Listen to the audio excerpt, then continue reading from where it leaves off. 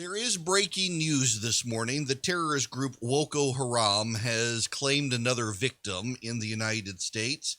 Woke-O Haram targeted another person in Hollywood. This person's name is Chris Harrison.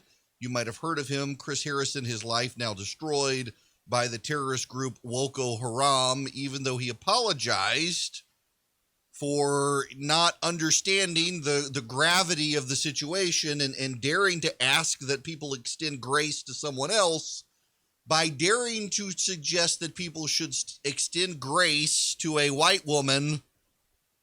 Woke-O Haram has eliminated Chris Harrison. Woke-O Haram spokesperson Don Lemon. I don't know if these apologies are sincere or what have you. All right, Rachel did what Rachel did. You haven't interviewed her, right, but you interviewed Chris. Yeah.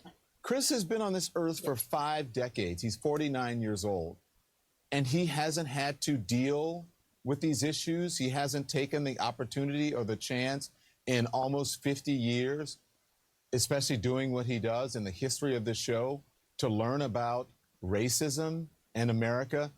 That's actually the definition of privilege. There you go. Because he wanted grace for someone, he was too white, too privileged. Woke-O Haram must eliminate him. I reached out to Woke-O Haram tribal leader Chief Talawaki, and they were doing something with Brazilians and nuts. I don't know. So there's no more comment coming from Woke-O Haram this morning. They've taken out another American. Woke-O Haram taking credit through their spokesperson Don Lemon on CNN. Now, what is this going on here? Well, I don't even watch The Bachelor. Chris Harrison is the host of The Bachelor. He's having to temporarily step aside. This season, there is a young lady on the show. Her name is Rachel Kirkconnell. And Rachel Kirkconnell, in 2018, while in college, attended a sorority party that was Old South plantation themed. I assume it was the KA fraternity party that she went to. I don't know. But Rachel Kirkconnell went to a Old South themed, with antebellum dresses and on and it's even more relevant. I'm sorry. See, I don't watch the show. She went to Georgia College in Milledgeville. So it would be natural. It would be natural for Rachel Kirkconnell to have gone to an Old South-themed party at a fraternity or sorority, a Greek organization. It would have been totally natural for her to do that. Oh, she's a graphic designer, too. I'm just like 24 years old, graphic designer, went to Georgia College. So it would be totally natural for Rachel Kirkconnell in 2018 at Georgia College in Milledgeville to go to an Old South-themed sorority party. I bet you millions of people have done so in the last decade. In the last couple of years, I bet you thousands, tens of thousands, if not hundreds of thousands have done so. Well, the pictures came out on her social media feed, and Rachel Lindsay, a different Rachel, is an extra correspondent and former star of The Bachelorette, and raised the issue with Chris Harrison about Rachel Kirkconnell going to an Old South themed plantation. Let me read you what this is Chris Harrison. I saw a picture of her at a sorority party 5 years ago, and that's it. Like, boom.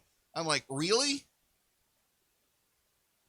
And the extra correspondent replies, the picture was from 2018 at an Old South antebellum party. That's not a good look. And Harrison replies, is it a good look in 2018 or is it not a good look in 2021? Because there's a big difference. The extra correspondent, clearly offended by it, says it's not a good look ever. If I went to that party, what would I represent at that party?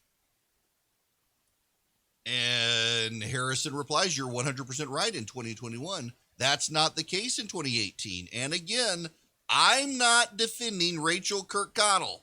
I just know that, 50 million people did that in 2018. That was a type of party that a lot of people went to. And again, I'm not defending it. I didn't go to it. I'm not defending it. I didn't go to it, but he asked for grace and understanding for this girl who went to something that I don't know, quote, I don't know, 50 million people did that in 2018. Now listen. This is an issue here. This is what the extra correspondent says. If I went to that party, what would I represent at that party? A party goer. Now, I realize you're supposed to implied old pre-Civil War South, a black lady going to the party wouldn't have gone. Oh, come on, please. It's 2018 at a college. I'm sorry, everybody's offended by this, but I'm listen. Be mad at me. I totally get the implications of the antebellum party. But you cannot deny that a whole lot of people went and all they were doing was they were going for a good time at a party. You may be upset that it represents the antebellum South. I've never quite understood the infatuation with people hagiographizing or elevating the loser side of the Civil War, but people do. And no one means anything wrong by it. It is part of a culture that you may not like, but is a predominant culture, particularly in the South, on college campuses.